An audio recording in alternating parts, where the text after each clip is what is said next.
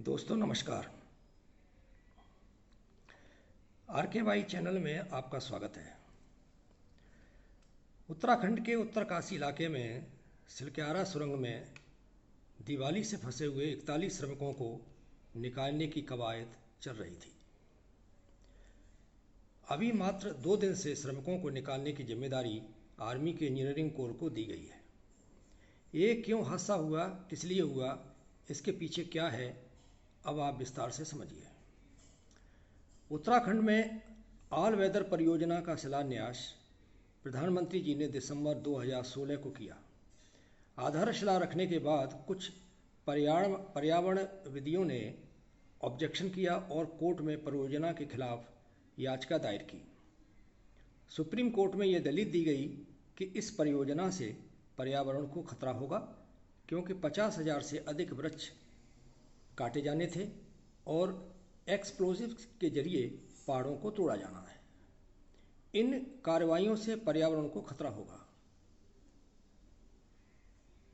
इसके विपरीत सरकार ने ये तथ्य रखे कि बारिश के मौसम में यात्री सुरक्षित होंगे, बारिश में यात्रा सुगम होगी, लैंडस्लाइड से बचा जाएगा, गंगोत्री, यमुनोत्री, बद्रीनाथ और केदारनाथ को जोड़ दिया जाएगा, जिससे कि उत्तराखंड में पर्यटन को बढ़ावा होगा।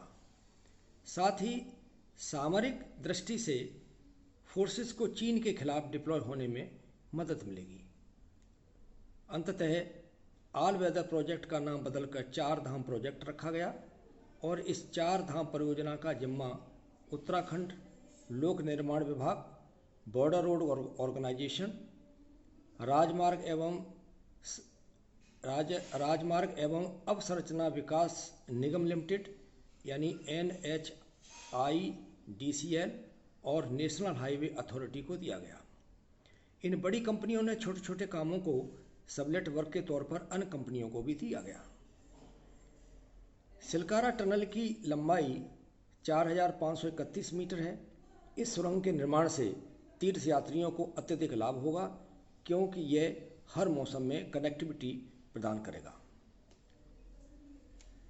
दरअसल 12 नवंबर को सुबह 5:30 बजे उत्तरकाशी में सिलक्यारा से बड़कोट के बीच बन रही निर्माणाधीन सुरंग में धंसाव हो गया।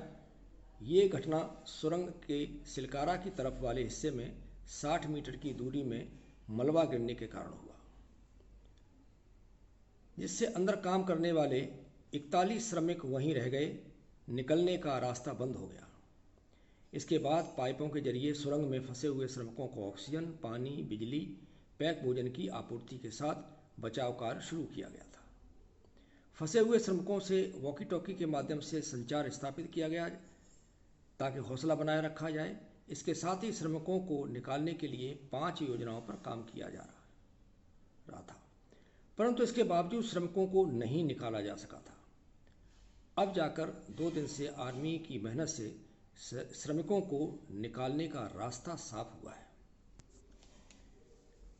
दोस्तों, इस काम का ठेका नवयुग इंजीनियरिंग कंपनी लिमिटेड को दिया गया था, जो हैदराबाद में स्थित है। आप लोगों को मालूम होगा कि नागपुर मुंबई समृद्धि एक्सप्रेस वे के फेज 3 का ठेका भी नवयुग इंजीनियरिंग कंपनी के पास ही था, जो अगस्त 23 में गार्डन लॉन्चिंग मशीन गिर जाने की वजह से इस दुर्घटना में 20 मजदूर मारे गए थे, जिसकी FIR सेक्शन 304 के तहत दर्ज है। ऋषिकेश कर्णप्रयाग रेलवे लाइन का भी काम इसी कंपनी के पास है। मैं एक स्वतंत्र नागरिक होने के नाते सरकार से चाहूँगा कि जितना भी खर्चा 41 मजदूरों को निकालने में हुआ है, वह सब इसी कंपनी से वहन किया जाए और इस तरह के हादसे की पुनरावृत्ति ना हो। क्यों नहीं संबंधित जिम्मेदारों को सजा का प्रावधान हो। अंत में श्रमिकों के स्वास्थ्य की कामना करते हुए तथा ये भी उम्मीद करता हूँ कि इस तरह का हादसा आगे ना हो और सरकार भी पर्यावरण से खिलवाड़ ना करे। इसी के साथ आप सभी को धन्यवाद। जय हिंद, जय भारत।